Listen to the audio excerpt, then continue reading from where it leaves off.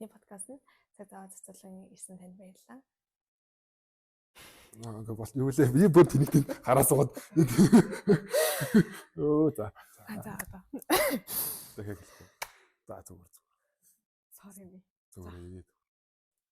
Нэмээд цаана Монгол Улсын их сургуулийн хууль зүйн сургуулийн оюутны зөвлөлөөс эрхлэн гаргадаг хууль зүйн замнал подкастын маань 2026 оны 3 дахь дугаарт хууль зүйн сургуулийн 5 дугаар төвчний оюутан мөнхөдөө оролцож байна. Танд энэ өдрийн мэндийг хүргэе. За мөн та бүхэнд ч гэсэн урьд оролцуулсанд баярлалаа гэж хэлье. Бид бүгдийн эхний асуулт болохоор 5 дугаар төвчний оюутан учраас таныг яагаад энэ мэргэжлийг сонгох болсон талаар асуумаар байна л да. Миний хувьд ч ер нь бол анх эхлээд ер нь бол оюутан болохоос өмнө инженер болъё гэж боддог байсан. Тэгээд тэр ч утгаараа математик, физикээр ерөнхий гүнзгийрд суралцаад тэгж явж байгаад гинтхэн яг ээшийн баг өмнөхөндөө бараг жилийн өмнө л 12 дахь өмнөхөн. За би ер нь нийгэм дотроо буцаж амьдрах хэрэгтэй юм байна. Ер нь миний яг энэ хил ам чинь ер нь бол нэг газар заавал дуурж авах хэрэгтэй байна гэсэн бодол яг өөртөө төрөөд яг чин үнэн чиг өөрөө яг хүсэл сонирхол дээр толгуурлаад яг хөлж болъё гэж шийдчихсэн.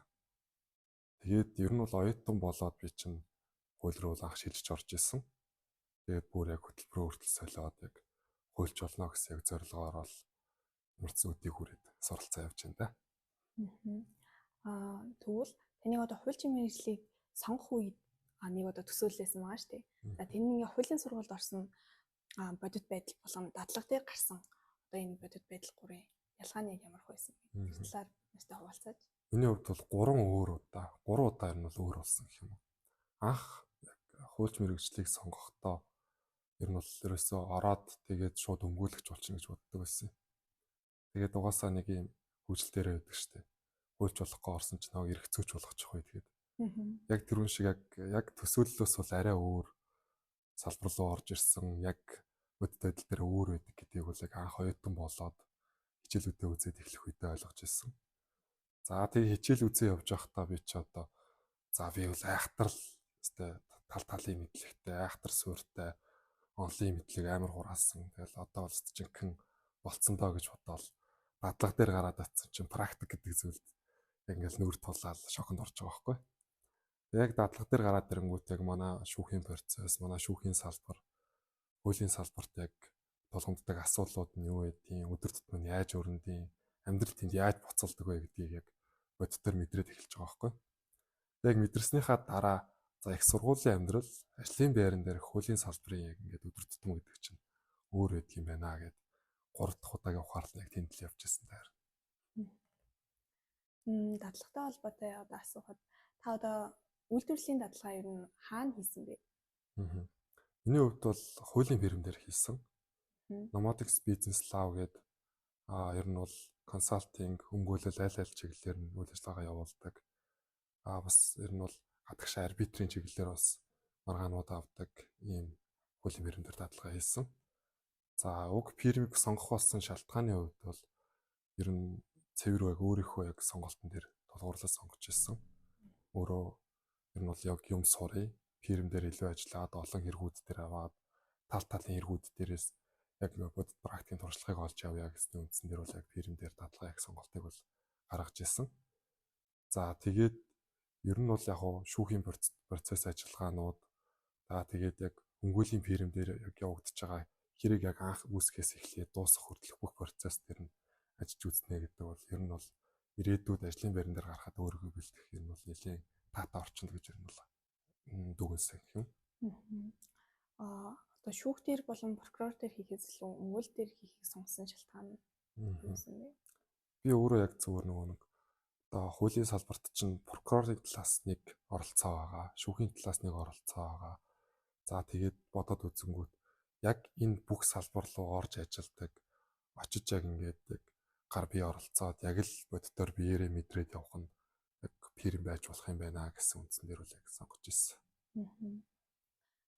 Одоо манай оюутнуудын бас нэгэн сонирхдаг асуулт байдаг. 5 дугаар курсын намар бол үйлдвэрлэлийн дадлага хийдэг. За тэгээд энэ үед бол хэрхэн байгууллага сонгох, за мөн яаж тэр ажлын байраа олгох ч юм уу. Тэр тал дээр мэдээлэл. Ер нь бол сурж явах явцдаа Энэ бол оюутнуудад өөрөнгөс нэг тийм энэ салбар руу ер нь энэ чиглэл рүү ажиллая. Би ер нь энд сонирхолтой байна гэсэн яг өөрийн нэг сонголтоо гаргацсан байдаг гэж би бодож байна. Миний хувьд бол яг тэр сонголтын дээр ер нь бол үндэслэж яг ингээд пирм дээр дадлагыг сонголтыг бол гаргаж ирсэн. Ер нь бол яг хөө зөвлөж хэлэхэд бол яг чи өөрөө одоо яг шүүх байгууллагуудаар ингээд яг дагнаад явъя.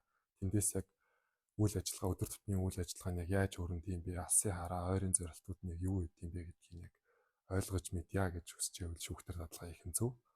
За мэдээч хэрэг бас прокурор сонирхолтой цааш дээр нь эрүүгийн хэрэг маргаанд бас сонирхолтой байх юм бол бас прокурор төр дадлага хийх нь бол бас маш олон зүйлийг сурах боломж үе таалгыг нь нээж өгдөг гэж харж байгаа. Тус байгууллагуудтай одоо хэрхэн холбогддог юм бол мөн 3 сарын хугацаанд дадлага хийх одоо үед ямар нэгэн байдлаар цалин урамшууллын тийм боломж байдаг болов уу? За ер нь бол яг анх байгууллага сонгохдоо бол зүгээр миний хувийн зүгээс туршлагаас зөвлөхөд бол 4-р курсэд төгсөөд за тэгээд зуны амралт өнгөрсний дараагаар 9 сараас эхлээд яг намрын улиралд бүтэн яг нэг семестр дадлага хийдэг 3 сар. За тэгээд бусад салбарын оюутнуудтай харьцуулахад бид хэд чи айгүй удаан хийдэг байхгүй 3 сар гэдэг чинь бол айгүй удаан хугацаа байдаг. За тэгээд зөвлөхөө нь юу вэ гэхээр зуны тэр 3 сарын хугацаанд ер нь бол дадлага хийх газраа өөрөө сонгоод за тэгээд зөвхөн ингээд яг дадлага хийхийн өмнөхөн л явж очиод ингээд дадлага хийе гэхээс илүүтэйгээр дадлага аванч гэж зар оруулсан бай, оруулаагүй ч бай очиод би ингээд танай байгууллага дээр дадлага авчих хүсэлтэй байна. Юм сурах гэсэн юм гэд цалин үйлс хамаагүй зүгээр ингээд юм сургаад өгөөч гэд яваад очиод бол татгалзах газар өгчл ер нь бол бараг байхгүй. Мэдээч хэрэг босго өндөртэй, шалгуур өндөртэй газруудад бол яг цөөхөн тооны тодорхой оюутнуудыг авдаг. Жишээл одоо оюут толгоогоос маань ч одоо жилбэр яг 2 оюутан л авдаг. Одоо тийм газрууд байдаг. Ер нь бол яг тийм газруудаас бусдаар бол өөр газар дадлага хийя гэж бодож байгаа газар дээр явж очиод уулзаад зуны турш дадлагччих юм бол яг үйлдвэрийн дадлага хийх үедээ болж ингээд маш олон талын ингээд дүртэй болцсон одоо анхан шатны мэдгэдэггүнтэй болцсон байж байгаа учраас ер нь бол цалинтай дадлагжих бүрэн боломж байдаг. За цалинтай дадлагжиж юм ахад ядахны хоол унааны нэмэгдэл авах ч юм уу тий. Эсвэл хэрэг маргаан шийдвэрлэх. Мэдээч хэрэг тухайн байгууллагт чи ажиллаж гин гэдэг чинь өөрөө хөрөнгө байдлаар ажиллаж байгаа бол чамаас гүйцэтгэл гарах хэвээр. Тэгээ гүйцэтгэлийгээ үнэлүүлэх ч юм уу. Энэ бол урамшуулал авах тийм боломж бас байдаг. За таны хувьд гэх юм бол дадлагт анх гараад одоо төсөөлж ирснээс чинь нэлээд өөр байсан хамгийн гайхшруулсан зүйл юу байсан бэ? Их сургуульд байхад бид хэд чинь бас бедалт гэдэг нээж байгаа шүү дээ. Тэгэл ер нь бол 1-7 хоногт 2 бедалт авах юм бол яа бурхан бэ тий. Ч одоо эсвэл юу болоод байна ямар амар завгүй өдөр вэ гэж боддог шүү дээ. Энэ 7 хоногийг яаж давнаа ч юм уу тий. Тэгээд хуулийн бэрэн дээр явж очингууд энэ яг энгийн үзэгдэл. Ер нь бол нэг хэрэг орж ирлээ. Эргийн материалтайгаа дөнгөж танилцлаа. Эргийн материалтай танилцаал тэгээд шууд хуулиа хараад цаа ингэ яв орчдөг гэсэн юм бол байхгүй шүү дээ. Хэрэг орж ирлээ гэхэд ерөөсөө бүх талаас нь судлах хэрэгтэй. Үйлчлүүлэгчтэй хариу өгөхөөс өмнө маш их судалгаа хийж ээж хуулийн албан ёсны хариултыг өгөх ёстой. Ягаад гэвэл тэр бол мэргэжсэн байгууллага учраас магадгүй ингээд хоёр хүн хоорондоо ярилцаад бас ингэж магадгүй энэ тэгж байгаа бол энэ бол яг ингийн яриа шүү дээ. Хуульчаас зөвлөгөө авах гээд ирж байгаа үйлчлүүлэгчтэй бол маш олон талаас нь судалж үзснийхаа үндсэн дээр ер нь бол яг хоёр дмөл утгагүйгээр яг л зөв гэсэн хариултыг хэлж авах ёстой ер нь бол. Тийм учраас ер нь бол хуулийн фирмийн үйл ажиллагаанууд бол аюул ачаалттай явдаг. Тийм учраас тэнд чинь яг өдөр тутамдаа буцалж идэх газар гэж л ер нь бол цавгаар бол хэлэхээр байна. Дадлагын хугацаанд одоо таны хувьд хамгийн их сурсан зүйл ч юу байсан бэ? Хамгийн сурамжтай зүйл гэх юм уу? Зарчимч байх, цаг баримтлах. За тэгээд ер нь бол зарчмаас үүдээд зарчимч байна гэдэг чинь өөрөө маш том хариуцлага байдаг гэдгийг үл ер нь ойлгосон. Мэдээч хэрэг хэдүүлээч нөгөө жинзээ үеж ярьдаг шүү дээ. Манай жинзүүийн одоо онцлог над дээр бас илэрсэн. Гайхалтай нь.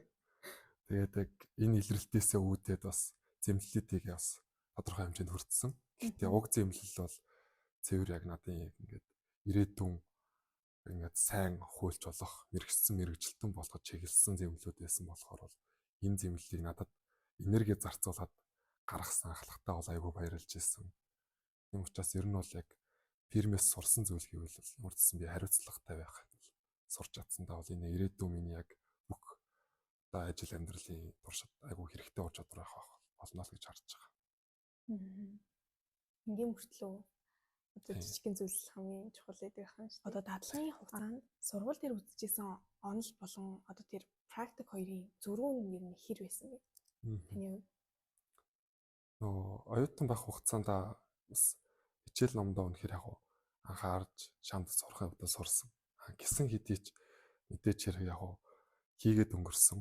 Яг хэрэгтэй гэж харахаасаа илүүтэйгээр зүгээр хийгээд өнгөрсөн үед бол бас нэрсэр байсан. Тэрэндээ бол айгүй харамсаж байсан. Ер нь бол яг ингээд ажлын байран дээр гараад ирэхээр багш нар шиг чинь та нарын хийсэн дотоод үлмэг зүйлээ чинь те ингээд сэтгэлээ гаргаж хараад энэ дээр нь алдаа байна, энийгээ зас гээд ардаас чинь хөөцөлдөх хүн, заагаад өгөх хүн бол ер нь бол олдохгүй. Тийм учраас боломж байгаа дээр нь яг ингээд зааж өгөхгүйд яг байж байгаа сэтгэлээ гаргаад байж байгаа тийм багш нараасаа яг ингээд боломж байж хат тэр цаг хугацааг ингээд ашигтайгаар ашиглаад сурч чадаагүй олон зүйлс байсандаа бол айгүй харамсаж байсан. Тийм үед бол байлсан. За дадлагын туршлагатай нь одоо таны ирээдүйн мэргэжил сонголт болон тийм салбар эрх зүй сонголт нь ер нь хэр нөлөө үзүүлсэн бэ? Яг карьер төлөвлөлт талаас нь гэж ер нь ойлголоо. Ер нь бол яг дадлагын хугацаанд би яг ямар ур чадвар суралцах ёстой вэ? За тэгээд би яг юу чадах вэ? Юунд би яг илүү сонирхолтой вэ гэдэг зүйлийг өөрийгөө таньж мэдсэн гэх юм уу?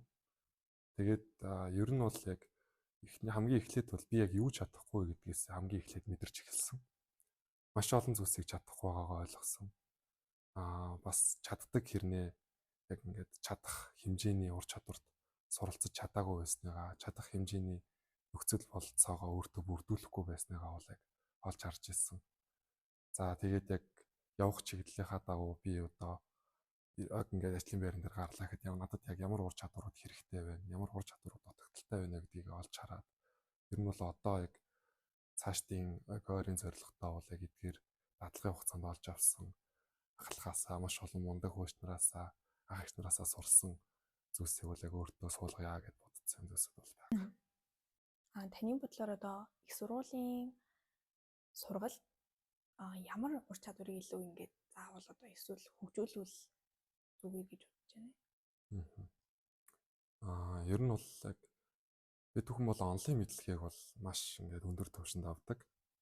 За тэгээд онлайн мэдлэг ингээд хичнээн өндөр түвшинд авсан байлаа ч гэсэн яг практик ур чадвар ингээд яг нийт шаардлагатай санагддаг. Ер нь бол яг ер нь болдог бол тийм ингээд процессыг үзэж эхэлснээс ахуулаад яг процессын онлайн мэдлэгийг авахаасаа гадна процессыг яг практик дээр нь яаж явдаг талаар нэгээд хоссон хөтөлбөр явж хэрэг болохоор байдаг бол энэ айгүй үр дүнтэй байхаар санагдсан юм.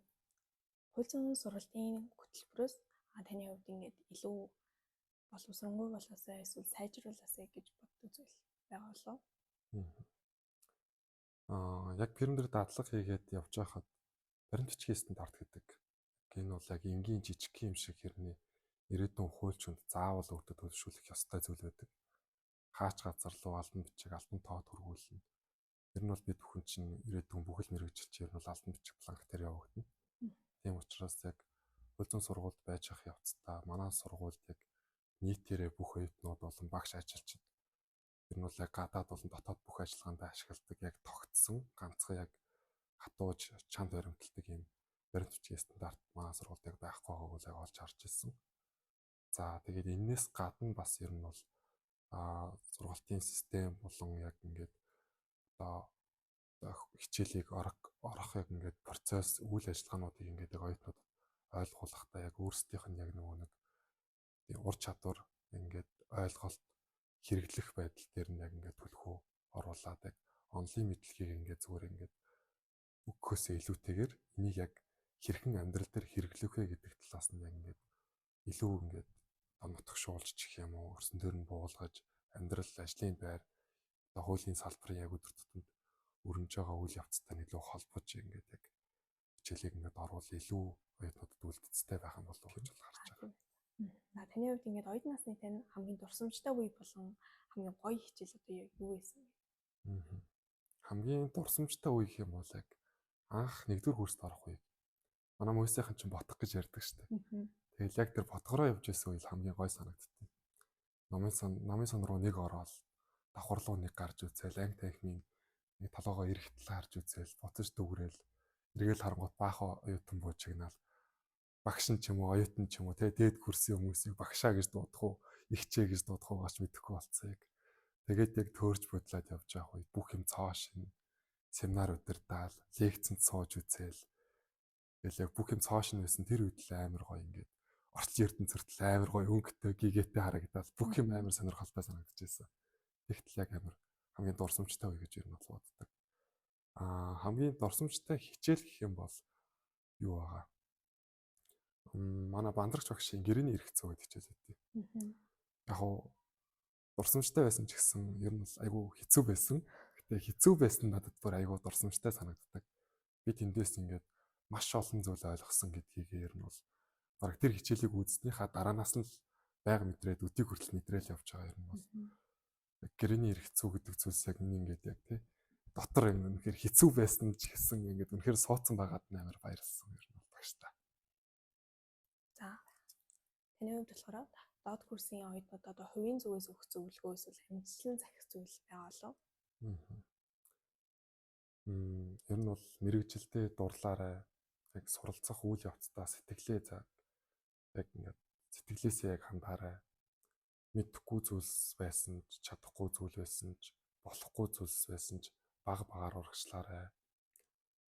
Баг багаар мэдлгүүдийг өөртөө олж аваад хийгээд өнгөрөх зүйл биш хэрэгтэй шүү гэсэн байдлаар хандаарай. Хуулийн салбарт ирээдүйд гараад энэ салбарынхаа яг үнэт зүйл нь яг юу юм бэ? Чиний үнэт зүйл яг юу вэ гэдэг зүйлсийг ойлгоод гараарай. Бас мэдээж дурсамж үтээгээрэй л гэж захий да. За зацлан би ч одоо өөрөө үндэ зөвлөгөө болон дурсамжтай зүйлсээ хуваалцсан танд талархаж байна. Та бүхэнд ч гэсэн урьж оролцуулсанд баярлалаа. Яг цаашдын ажил хичээлд амжилт хүсье. Баярлалаа. За баярлалаа. Та ч үнэхээр сайн ярих юм аа. Яалт юу?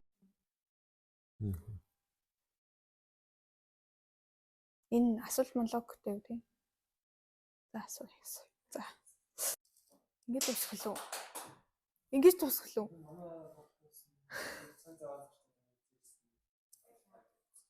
За. Тэгэж энэ дундуур нь оруулна гэж байх бол би ихтэй амар гоё. Оюутан насны амар хамгийн гоё дурсамж. Саяны тэр ханахыгийн асуултыг оруулсан санагдав.